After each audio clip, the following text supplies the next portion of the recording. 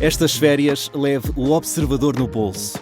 Na praia, no campo ou entre viagens, acompanhe toda a atualidade sem limites. Assine com 40€ de desconto e habilite-se a ganhar uma estadia de 2 noites num dos hotéis boutique da Small Portuguese Hotels. Este verão, desligue da rotina, não da informação. Assine em observador.pt. 1 hora.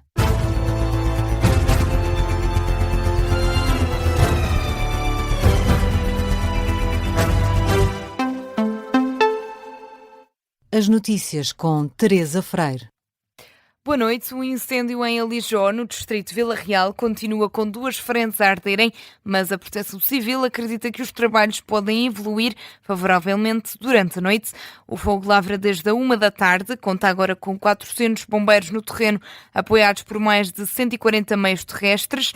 O número foi avançado pelo Comandante Subregional de Emergência e Proteção Civil do Douro à Rádio Observador há cerca de 1 hora.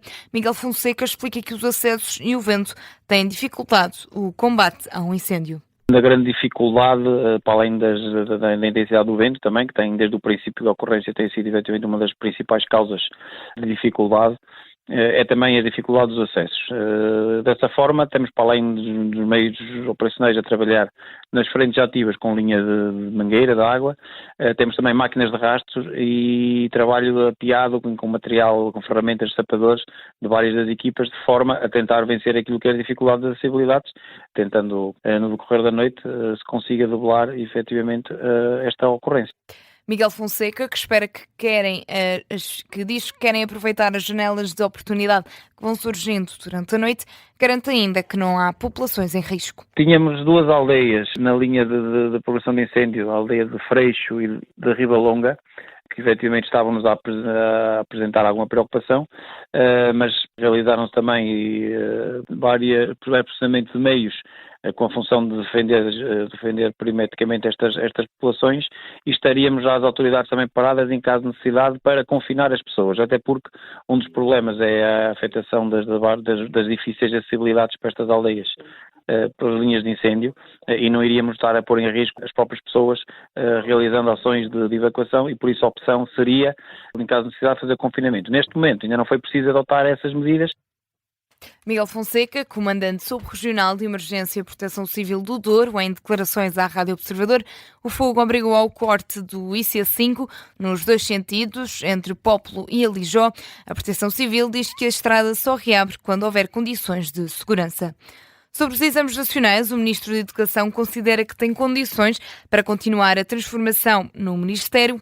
Fernando Alexandre admite que houve uma crise de confiança, mas não considera que isso deva ditar o afastamento do cargo que ocupa. Sobre a segunda fase dos exames, diz que está confiante de que o processo vai correr melhor.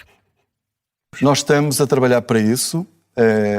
Obviamente, foi feita uma avaliação muito exigente para garantir isso. Não lhe vou dizer que não há riscos, há sempre riscos, e volto a dizer, em papel também há riscos. Fizemos processos de digitalização, fizemos imensas mudanças.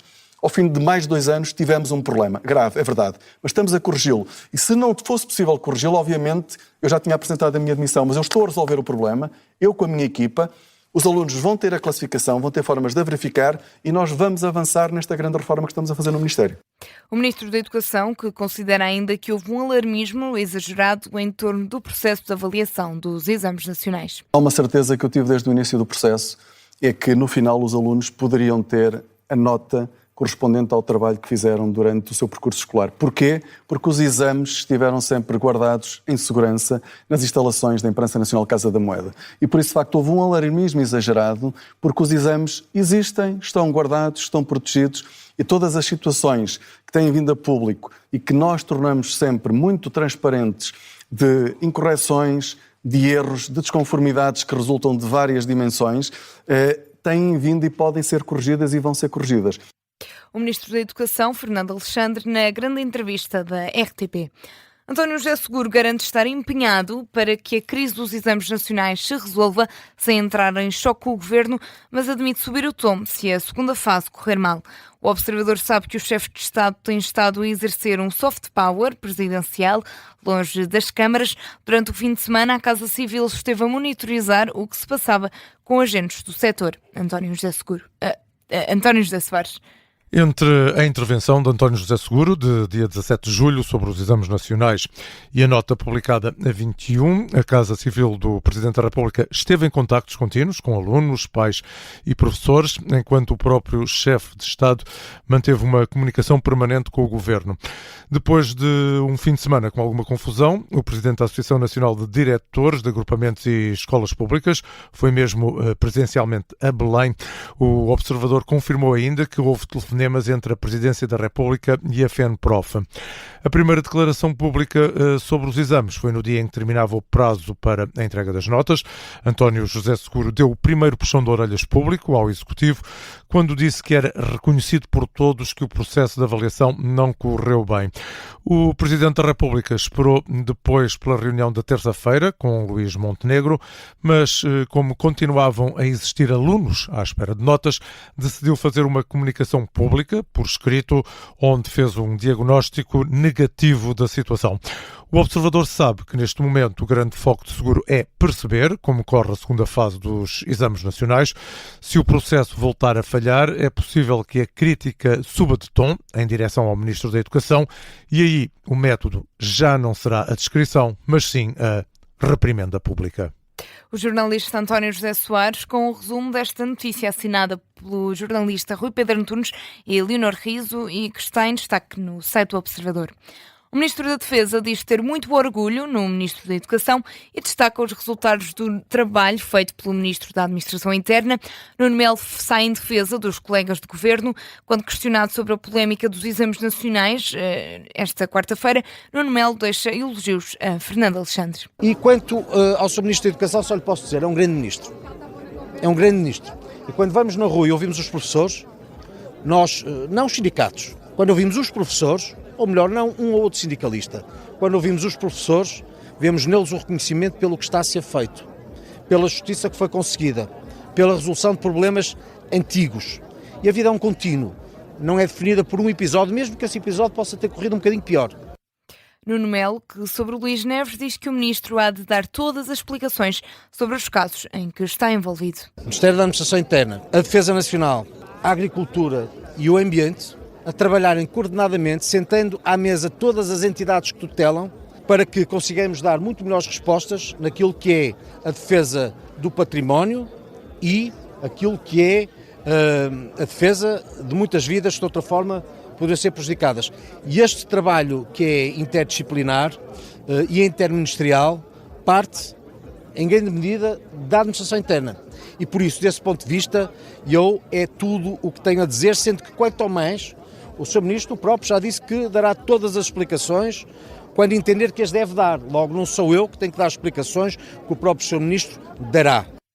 As declarações do presidente do CDS e também ministro da Defesa sobre as polémicas do governo nas comemorações dos 52 anos do CDS no Jardim da Amnistia Internacional.